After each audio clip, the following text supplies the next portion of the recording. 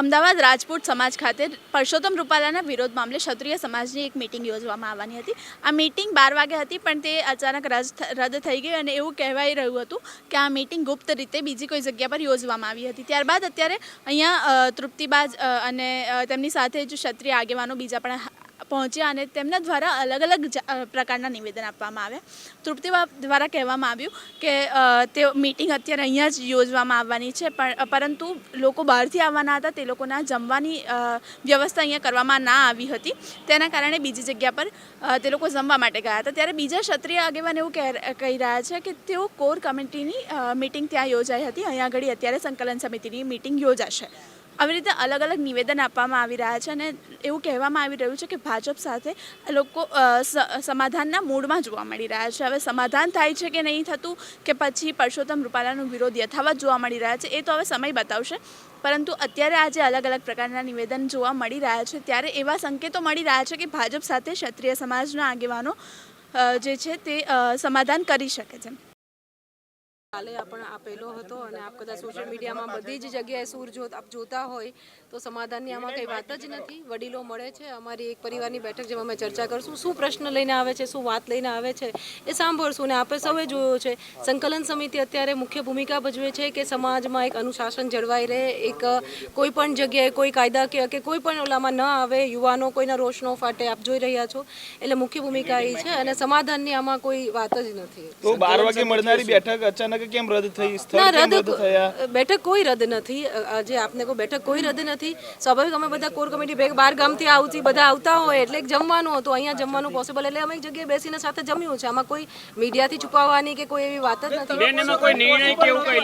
નિર્ણય નહીં તો પોસિબલ નહોતું. આની પહેલા બેઠક તમે 70 જણાને ભેગા કરીને તો 70 જણા એક મિનિટ મને સાંભળી લો. તમારી અલગ અલગ 70 સંસ્થાના આગેવાનોને અહીં બોલાવીને તમે બેઠક કરી હતી, ત્યારે બધી તમારી વ્યવસ્થાઓ જળવાઈ રહી હતી. તો આજે આ 12-15 જણાની વ્યવસ્થા ના જળવાઈ બેન? તો વ્યવસ્થા તો જળવાઈ જ રહી છે ને. આપને સાંભળો, એનું એક કારણ આપને આપું. સોશિયલ મીડિયામાંથી જે કાલતું ફરતું રહ્યું ને, હું તો આપ સૌ મીડિયા કર્મીને પણ કહું છું કે બિનજરૂરી ઘણી બધી અફવાઓ ફેલાણી ક્યાંક ને ક્યાંક આપ લોકોની બધાની ભૂમિકાઓ થઈ. કારણ કે આપ સૌને જ્યારે અમે મીડિયા પર કહી દીધું, ગઈકાલે આપણે અહીંયા અમે પીસી બોલાવીને અમે કહી દીધું કે અમારું સ્ટેન્ડ ક્લિયર છે, છતાં પણ જ્યારે કોઈ વ્યક્તિઓ કહે છે તો આપ કહી શકો કે સંકલન સમિતિનો અસૂર હતો. ગઈકાલે તો 12 વાગે બેઠક બેન મળવાની છે. તમે મીડિયા ઉપર ખોટો આક્ષેપ ના કરશો. અત્યાર સુધી મીડિયા તમને સપોર્ટ કર્યો, તમારા દોષનો ટોપલો તમે અમારા ઉપર નાખશો.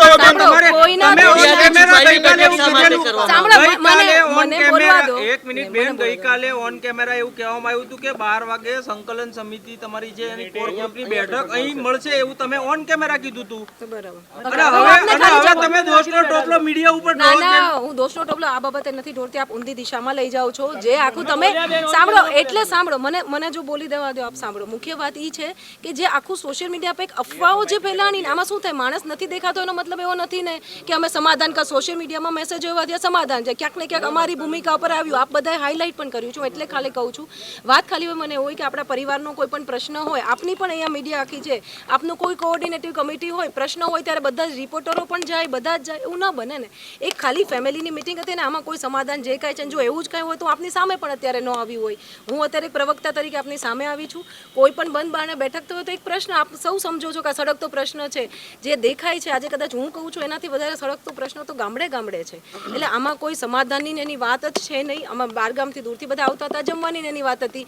અને એક આખું ચિત્ર સોશિયલ મીડિયામાં એવું બધું ડોળાણું કે સમાધાનમાં બેસી ગયા અને આ ને તેને, જે અમારી મુખ્ય ભૂમિકા હોય એ અટકી જાય, મુખ્ય ચર્ચાઓ પણ અટકી જાય. એટલે આમાં કોઈ એવી બીજી વાત જ નહોતી. સંકલન સમિતિનું સ્ટેન્ડ બહુ કાલે પણ ક્લિયર હતું, આજે પણ ક્લિયર છે. ચર્ચાની કોઈ વાત જ નથી. નો કોમેન્ટ. અમે કઈ સમાધાન, સ્વાભિમાન સાથે સમાધાનની વાત જ નથી. પછી ચર્ચા, ભાજપનું સ્ટેન્ડ ક્લિયર છે. ટિકિટ કોઈની પણ એની માટે આપણે ફરીથી મીટિંગ કરીએ છીએ. પછી કરીએ છીએ. હિન્દી में बता दीजिए.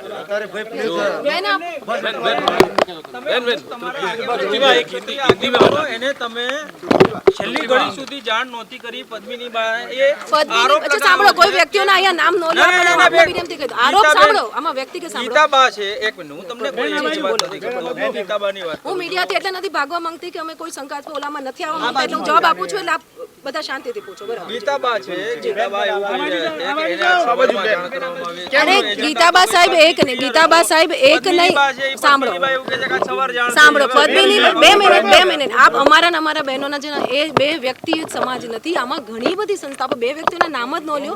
સોશિયલ મીડિયામાં ખરાબ મેસેજ જાય છે. સંકલ્પ આજે જે મુકાણો હોય કે ખાલી બે વ્યક્તિ આટલું મુકાણો નથી. સાંભળો બધા જ હાજર રહેશે. આપ 3 વાગે જોઈ શકો છો. અને શું હોય બધી જ વસ્તુ પહેલેથી જાહેર, આમાં વડીલો સાથે બેસવાનું હોય. પણ આપને મેં પહેલાં કીધું કે કંઈ છુપાવવાની કોઈ વાત નથી. બધા જ અહીંયા હાજર રહેશે. આપ જોઈ લેજો. સભ્ય સંકલન સમિતિના સભ્ય આપ સૌ મીડિયાના મિત્રોને ના માધ્યમથી સમગ્ર ક્ષત્રિય સમાજને કહેવા માગું છું કે અત્યારે ગઈકાલે જે પ્રમાણે વાત થઈ હતી એ પ્રમાણે અમારા જે આગેવાનો છે ભારતીય જનતા પાર્ટીના એ અમને મળવા માટે આવવાના છે. એ પહેલાં અમે હમણાં જે અમારી જે કોર કમિટી છે એના મિત્રો સાથે પણ બધી ચર્ચા વિચારણા કરી, મુદ્દાઓ વિશે પણ વાત કરી. અને આમાં કંઈ પણ વસ્તુ છુપાવવાની છે જ નહીં. જે પણ ચર્ચાઓ કરવાની છે એ લોકો અમારી સામે વાત મૂકશે, ચર્ચા વિચારણા થશે. ચર્ચા વિચારણા થયા પછી જે કંઈ મુદ્દાઓ હોય એના માટે 3.5 કલાકે અમે અમારા સમગ્ર ગુજરાતના ક્ષત્રિય સમાજના 90 સંગઠનો અને આગેવાનોની મિટિંગ રાખેલી છે. અને એમાં આ બધી બાબતો અમે મૂકીશું. અને મૂક્યા પછી આ પ્રેસ મીડિયાના મિત્રોને પણ અમે જાણ રાત્રે એવું તો શું થયું કે 12 વાગે મળનારી બેઠક અચાનક કોઈ ગુપ્ત સ્થળે મળે? કોઈ શું થયું? એવું કશું જ થયું નથી. એવું કંઈક તો થયું છે બાબુ.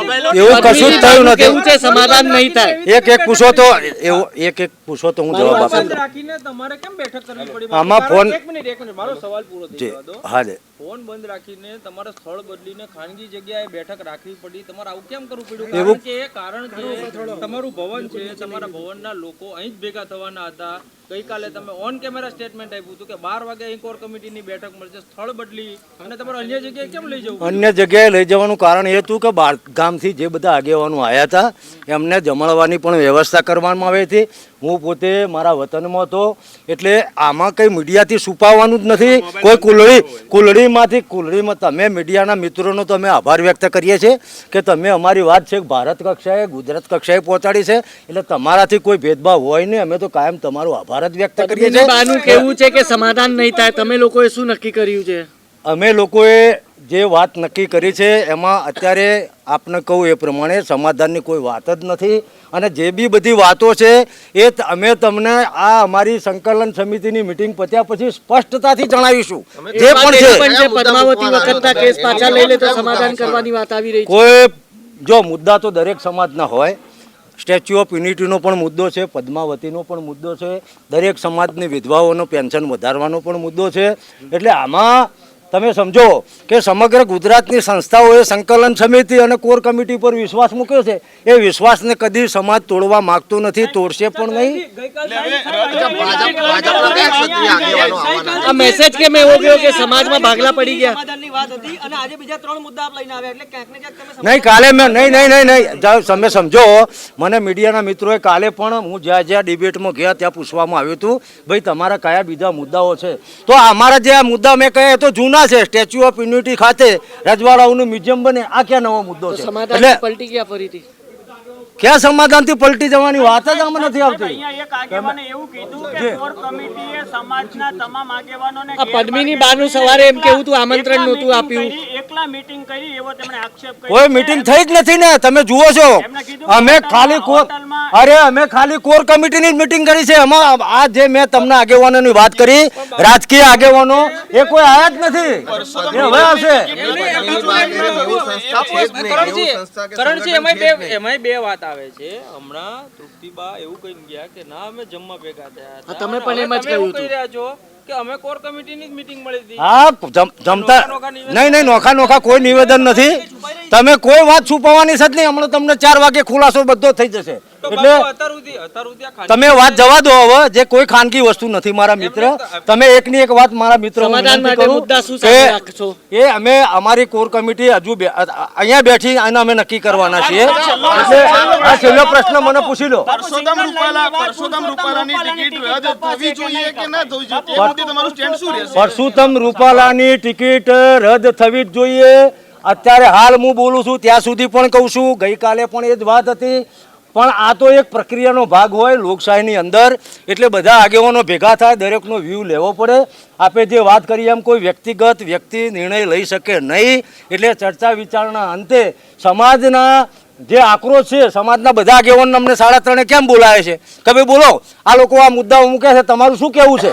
કારણ કે આ લોકશાહીની પ્રક્રિયા. કહ્યું કે આમંત્રણ નથી. જો આમંત્રણ તો જાહેર જ હતું કે ભાઈ સંકલન સમિતિની 3:30 કલાકે બેઠક છે, એના મેસેજ મીડિયામાં મૂકી દેવામાં આવ્યા છે, સંકલન સમિતિમાં પણ મૂકી દેવામાં આવ્યા. આમાં કોઈને વ્યક્તિગત ફોન થતો જ નથી હોતો, અને કોઈ આવે વેલકમ. અમે ક્યારે કોઈને ના પાડી નથી, કારણ કે એ પણ અમારા સમાજના છે અને સન્માનીય છે. અમે કોઈને ના પાડતા નથી. કયા આગેવાનો આવવાના છે આપણે? સમાજમાં ભાગલા એ જ્યારે ના, સમાજમાં કોઈ ભાગલા નથી, આખો સમાજ એક છે. તમને ભવિષ્યના સમયમાં પણ જોવા મળશે. અમે આગળની કયા આગેવાનો આવવાના છે એ લોકોએ કીધું છે કે ભાઈ અમે આગેવાનો આવીશું, બરોબર. એટલે હાલ કોણ કોણ આવવાના છે એ સ્પષ્ટ નથી. ભાજપના રાજકીય ક્ષત્રિય સમાજના આગેવાનો આવવાના છે. હું કોઈનું નામ દઉં અને કદાચ એ ના આવે તો ડિસ્પ્યુટ ઊભો થાય, તો આગેવાનો આવવાના છે, એમની સાથે મિટિંગ થશે. પછી એ મિટિંગનું બ્રીફિંગ અમે 3:30 પછી અમારી મિટિંગ પત્યા પછી આપને કરીશું.